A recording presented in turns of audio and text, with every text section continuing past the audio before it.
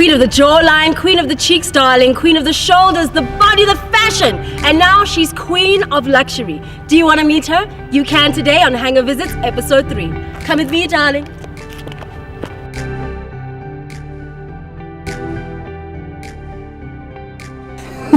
We're here today to have an interesting conversation with the wonderful lady, Athi.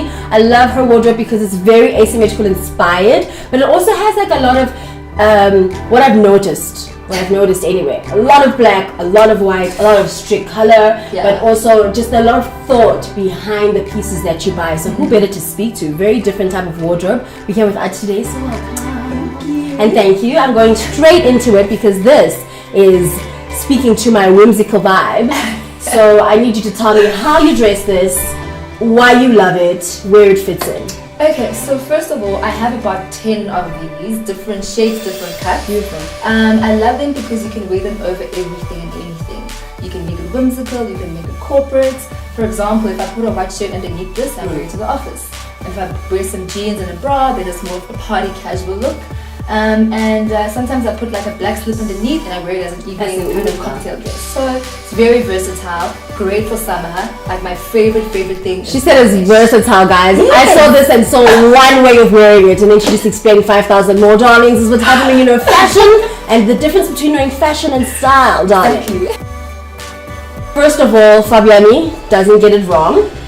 It's stunning. White blazer with the black detailing, crucial piece for I think your type of vibe. Yeah. Right? This is staple to Athi, I love androgyny. Like beautiful jackets, beautiful shirts. That's my vibe. This top is very dirty though because I was wearing it. Tell us the story behind the jacket. So I wore this to an awards evening dinner. Yes. And then I went to the club and it was a very ratchet time. And that is why it looks like this. Right why you guys are making me throw it. So the baby transition, darling. She went to a high-end event and then she wound up in the club, darling. So in the club, do you use the shirt inside and just go bra? I was wearing a bra only underneath. Yes! Shimmy, yes, girl. You're back in place. I love this. I love it that you went to the club because I totally saw it with just a bra. Yeah, that's totally saw it with like cigarette pads, like just a bra. Exactly. And the lip.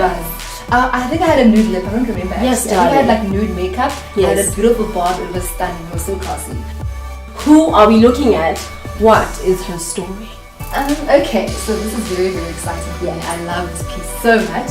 So basically, this is from Richard Nisi's. I think it was his second collection. Yes. He was still young and popping. I mean, he's amazing and a huge household name now. As I wore with a beautiful pair of wide leg white pants. Beautiful. It was absolutely stunning. I've worn it with beautiful shorts when I was on holiday, and a little bra underneath. That was really cute. I would wear the blue pants. I would wear the blue white. Really? Yes, I would. I'm that contrived. Dude, I would wear the pants this color. Oh, I could do that. Oh, that terrifies me. I would. Oh my I'm gosh. so contrived. I'll go there, darling.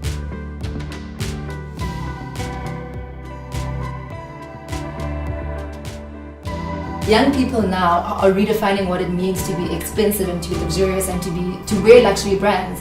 Because something as obvious as, for example, many years ago, Vetements, for example, would never be considered as a luxury brand. No. It is now, because why? Because it's about relaxed, it's about being a part of your life. It doesn't have to be this like small little private thing in the corner for you and your 10 old grey-haired friends. It's about inclusivity and it's about it permeating through every area of your life. So the fashion that you consume, the food that you eat, the spaces that you go to. It's a lifestyle. It's a lifestyle. It's a lifestyle. It definitely carries through. One thing that I really have to say, I don't like, I mean, I know we are in Africa and stuff and we're very conspicuous in nature and stuff, but the big part of the highly conspicuous nature that we find ourselves drawn to is not really what luxury is about.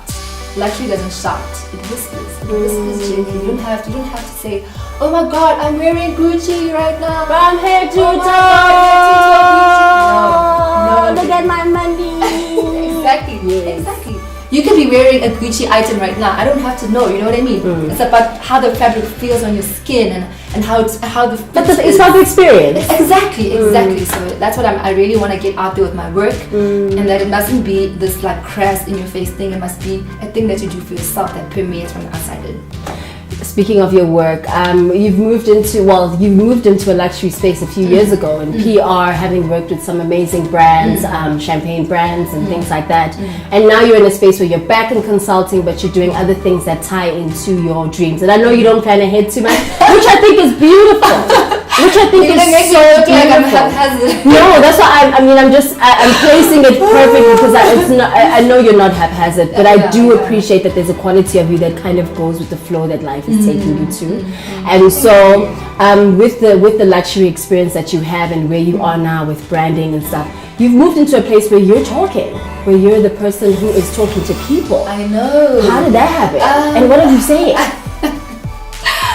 So, I've never seen myself as a speaker because, like I said, I'm very private, I'm very shy, and I'm very comfortable behind the scenes. But I started seeing that there was a need for people to hear my perspective because of the experience that I have in the industry and the unique things that I've picked up from fashion, from PR, from beauty, from radio even. All the different things that I've done have culminated in me having a very unique message, you know what I mean?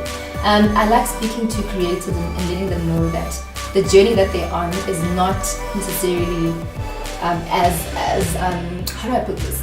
Okay, let me start again. So creative people always feel like they want to put their whole heart and soul into every single thing that they do, right?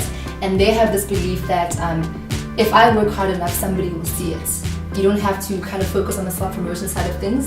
And what I've realized for myself and what I speak about a lot is the fact that actually putting yourself out there is not being vain. Doesn't take away from your work as an artist, but actually what you're doing is sharing yourself with the world, and it's fine. You have to start. You can't wait till something is perfect and all the things are in place first. Start wherever you are. With whatever you have. Start with whatever you have. It's a cliche, but it's so important. It has made such an impact in my life living that message. You know what I mean? Just start, just do it. It will grow, it will evolve, it will become what it needs to be.